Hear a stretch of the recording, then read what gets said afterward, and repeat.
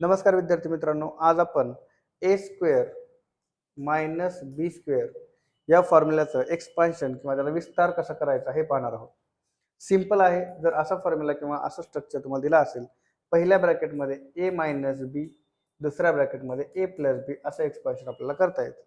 परंतु ब्रॅकेट कुठलाही कसाही असले, म्हणजेच काय, प्लसचा ब्रॅकेट अगोदर आला, मायनसचा ब्रॅकेट नंतर आला तरीही चालेल.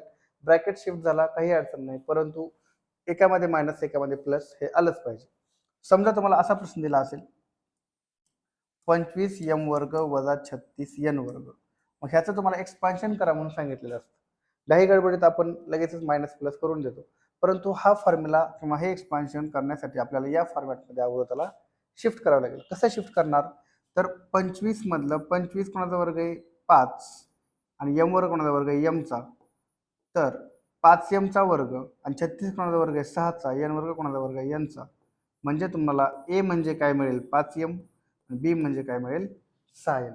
आता विस्तार कसा होईल त्याचा, पहिल्या ब्रॅकेटमध्ये a मायनस बी म्हणजेच 5m वजा 6n, दुसऱ्या ब्रॅकेटमध्ये a प्लस बी म्हणजेच 5m अधिक 6n. तर अशा प्रकारे आपल्याला त्याचा विस्तार करता येतो.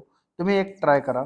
100x वर्ग वजा 625 y वर्ग याचं उत्तर काय आहे ते पहा. ठीक आहे.